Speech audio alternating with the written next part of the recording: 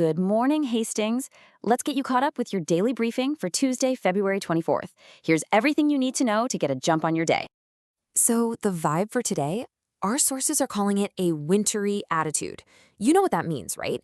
It's that classic late February feel. Starts off a little messy, but it's got a nice, bright afternoon waiting for us. So let's dive into what that actually looks like. Okay, so what does that wintry attitude look like when you break it down by the numbers? Let's get right into the forecast. The high for today, we're going to top out at around 35 degrees. You know, a bit chilly, but for this time of year, we'll take it. But yeah, don't get too used to it because once that sun goes down, the temperature is going to take a nosedive. We're talking an overnight low of just 11 degrees. Brr. And what's really going to make it feel cold? The wind. You're going to feel those gusts pick up this afternoon, hitting up to 30 miles per hour. That's for sure going to have a bite to it. Now, you might see that 60% chance for a wintry mix and get a little worried, but here's the key thing you need to know. It's all about the timing. This is pretty much a morning-only event. By 11 a.m., it should all be wrapping up. So yeah, there is an official alert out, a hazardous weather outlook. But look, don't panic. This is not some massive snowstorm. They're talking less than half an inch of snow with basically no ice to worry about. It's really more of a nuisance for the morning commute than anything else. So let's walk through the story of your day, shall we? Part 1 is the morning, a bit messy with that light snow and maybe some freezing rain. But then part 2 is your reward. The afternoon comes, the clouds start to break apart, and we get some sunshine, even if it is pretty breezy.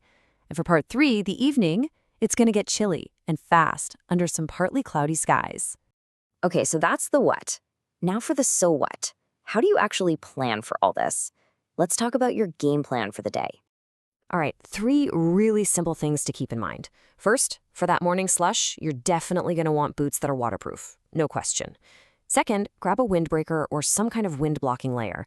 Our sources say the gusts down by the bridge can get pretty feisty, so you'll be glad you have it. And third, you know the drill. Just give yourself a little extra time for that morning drive. Better safe than sorry, right?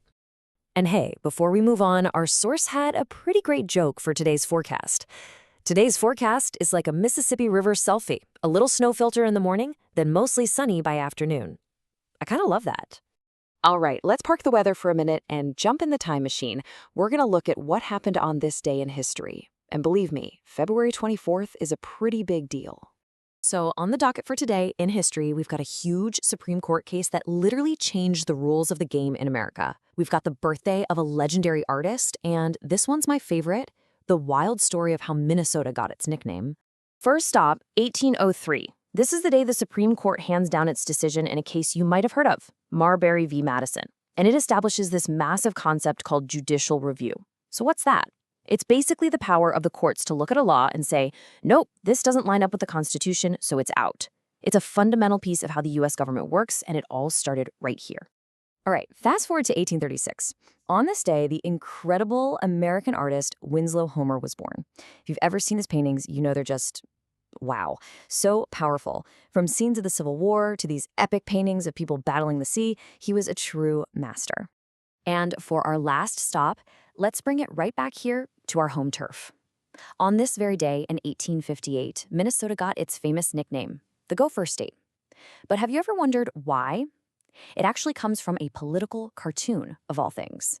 It's such a great story. So there was this really controversial railroad loan happening, and a cartoonist decided to mock the whole deal. The cartoon showed this train full of guys labeled as corrupt politicians, but instead of an engine, it was being pulled by 9 gophers with human faces. Can you imagine? It was totally meant to be an insult, but people loved it, and the name, the Gopher State, just stuck. Okay, so we've covered the weather. We've covered some major history. Let's tie it all together for your Hastings takeaway. When you put it all together, what do you get? You've got the practical stuff, like knowing to grab the right boots for the slush this morning, and you've got the cool local trivia, like knowing the real story behind why we're the Gopher State. That's your complete briefing for February 24th. And we'll leave you with this simple idea. If this helped you out, why not share it with a neighbor? Have a great day, Hastings.